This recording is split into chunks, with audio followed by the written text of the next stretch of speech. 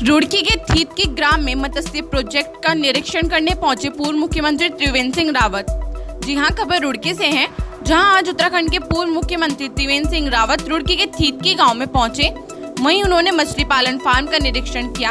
आपको बता दें कि मत्स्य जीव सहकारी समिति द्वारा मछली पालन फार्म थीतकी में प्रदेश के पूर्व मुख्यमंत्री त्रिवेंद्र सिंह रावत ने मछली पालन प्रोजेक्ट का निरीक्षण किया।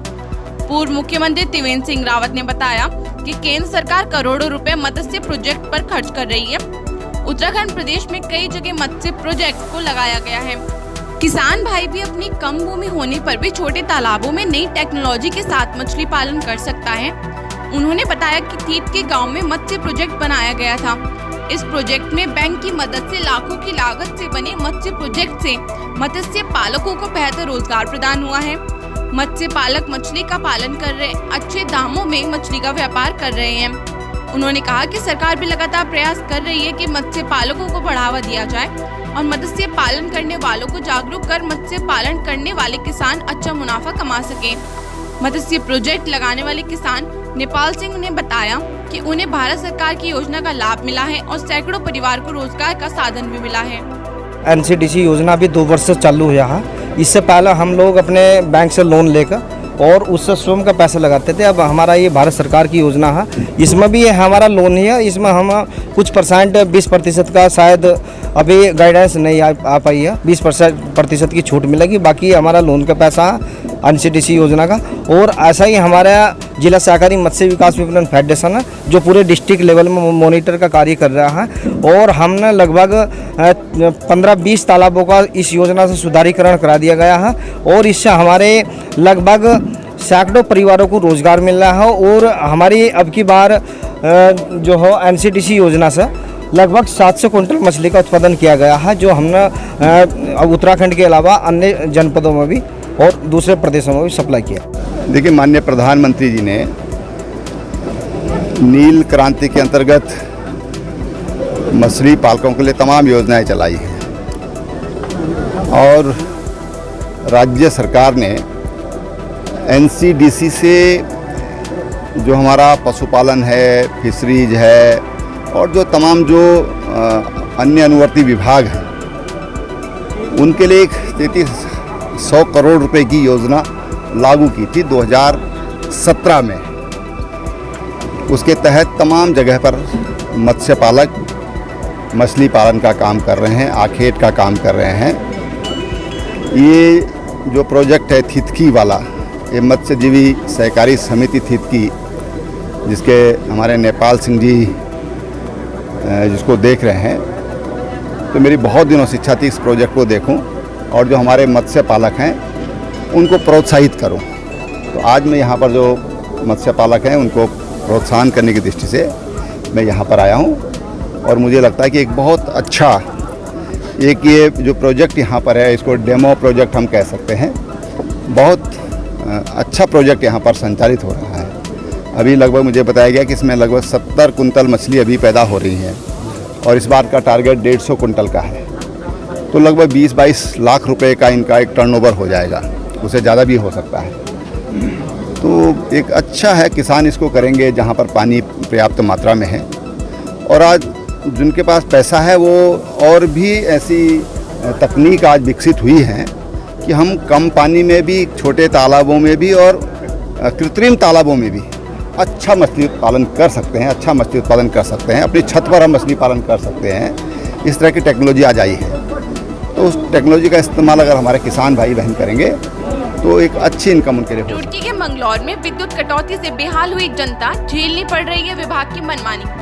जी हाँ, खबर रुड़की के मंगलौर से है, जहाँ मंगलौर में गर्मी के शुरुआती दौर से पहले ही बिजली कटौती से उपभोक्ताओं की परेशानी बढ़ने लगी है।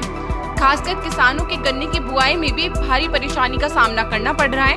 ग्रामीण क्षेत्रों में 6 से 8 घंटे तक की विद्युत कटौती की जा रही है। विद्युत विभाग की मनमानी से परेशान ग्रामीण व किसानों ने जल्द विद्युत सप्लाई ठीक किए जाने की चेतावनी दी है। वहीं कांग्रेस ने भी विद्युत विभाग पर ग्रामीणों का शोषण किए जाने का आरोप लगाया है। किसानों को खेतों में सिंचाई करने के लिए भी भारी परेशानी का सामना करना पड़ रहा है। विद्युत सप्लाई न मिलने से खेतों में सिंचाई नहीं हो पा रही है। देहात क्षेत्रों में अधिकतर बिजली कटौती की जा रही है।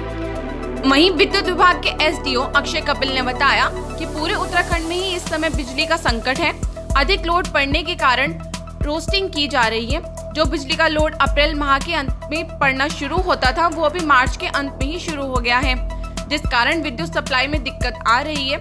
जल्दी विभाग इस समस्या का समाधान करने में जुटी हुई है और जल्दी लोगों को रोस्टिंग से छुटकारा मिल सकेगा। तो यहाँ भाई दिन में 4 रात को जंगल में रहे हैं, घर में जाकर आराम नहीं मिलता, कभी लाइट नहीं मिलती, अंधेरे में खाना खाना पड़ा, परेशानी हो रही, ना सिंचाई पूर्ति हो रही, दूंगा दवाई बांधा दूंगा भाई, ट्वेल्व लाइट नहीं आ रही तो ट्वेल्व नहीं चल रही, परेशानी है। फरवरी के बाद से और आज तक इस क्षेत्र में गांव में रात के टाइम का जो खाना है जी वो रोशनी में नहीं खा के देखा लोगों ने। ये हालत इस प्रदेश की इस सरकार ने कर दी है। गर्मी की वजह से लाइट ना आने की वजह से इतनी रोस्टिंग है, ये बेच रहे हैं खुलेआम, उद्योगपतियों को जो है लाइट बेची जा रही है।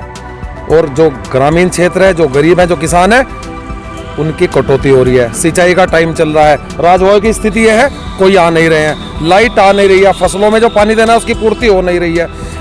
और जब किसान खेत से काम करके घर जाता है तो वो इतना नहीं कि आराम भी कर ले, वो पंखा तक नहीं चला सकता है, मच्छर उसको काट रहे हैं। इस अंधी बहरी सरकार ने और महंगाई बढ़ाने पे रोज लगे हुए हैं। हम आपके माध्यम से कहना चाह रहे हैं कि कांग्रेस इसमें सर जो गर्मी हमारी अप्रैल में आती थी वो इस बार थोड़ा पहले मार्च से ही शुरू हो गई है गर्मी, और गर्मी के बढ़ने के कारण जो स्थिति अप्रैल में बनती थी वो मार्च में क्रिएट हो गई है।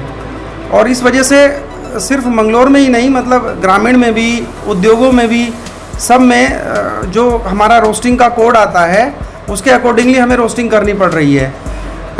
पीक आवर्स में ज़्यादा महसूस होता है उपभोक्ताओं को, क्योंकि सुबह और शाम को सभी लोग घर पहुंचते हैं, खाना खाने का टाइम होता है, और पीक में क्या होता है, लोड भी सबसे मैक्सिमम जाता है, और ऊपर से भी जो रोस्टिंग है पीक में ही कराई जाती है।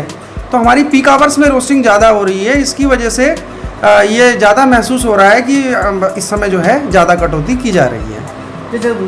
मेरी सभी उपभोक्ताओं से विनम्र निवेदन यह है कि जो सरकार द्वारा 31 मार्च 2022 तक छूट थी, जिसमें सरचार्ज वेबल स्कीम के अंदर सारा ब्याज माफ़ है, तो अब 3 दिन बचते हैं। तो मैं सभी से ये अपील करता हूँ कि सरकार द्वारा लागू की गई इस योजना का पूरा लाभ उठाएं और अपना ब्याज को माफ़ करते हुए जो बचा हुआ बिल है उसको जमा करके अपने जो रेवेन्यू रिकॉर्ड्स हैं उनको। पुलिस ने अतिक्रमण पर कसा शिकंजा, 16 के काटे चालान। यहाँ खबर रुड़की से है, जहाँ गंगनहर कोतवाली पुलिस ने मोहल्ला रामनगर की मुख्य सड़क पर दुकानदारों द्वारा किए जा रहे अतिक्रमण के खिलाफ पुलिस ने अभियान चलाया। अभियान के तहत ही पुलिस द्वारा सड़क से अवैध अतिक्रमण हटवाया गया और कई दुकानदारों के चालान भी काटे गए। वहीं पुलिस ने अतिक्रमण करने वालों के खिलाफ सख्त कार्रवाई की चेतावनी दी है। इसे लेकर दुकानदारों में हड़कंप की स्थिति रही। मुंगेर कोतवाली क्षेत्र के अंतर्गत मोहल्ला रामनगर में कोतवाली प्रभारी निरीक्षक ऐश्वर्या पाल के नेतृत्व में चलाए गए अतिक्रमण हटाओ अभियान के तहत पुलिस ने रामनगर की मुख्य सड़क से अतिक्रमण हटाया तथा दुकानदारों के चालान भी काटे। पुलिस ने दुकानदारों को अपने दुकान के सामान को सड़क तक नहीं फैलाने की चेतावनी दी है। वहीं ठेले खोमचे वालों को स्थायी रूप से सड़क ना काबिज करते हुए घूम फिरकर अपना सामान बेचने की नसीहत दी है। इस दौरान सड़क पर खड़े बेतरतीब दोपहिया वाहन स्वामियों को वाहन खड़ा न करने की सख्त हिदायत दी गई है। वहीं पुलिस ने मोहल्ला रामनगर के रामनगर चौक से मुख्य बाजार से लेबर चौक तक अवैध अतिक्रमण हटवाया। गंगनहर कोतवाली प्रभारी निरीक्षक ऐश्वर्या पाल ने बताया कि अभियान के दौरान 16 अतिक्रमणकारियों के खिलाफ चालान की कार्रवाई की गई है, जिसमें 250 रुपए के 16 चालान काटे गए हैं। उन्होंने कहा कि यदि अतिक्रमण हटाने के बाद पुनः उसी स्थान पर अतिक्रमण पाया गया तो अतिक्रमणकारियों के खिलाफ विधिक कार्रवाई की जाएगी।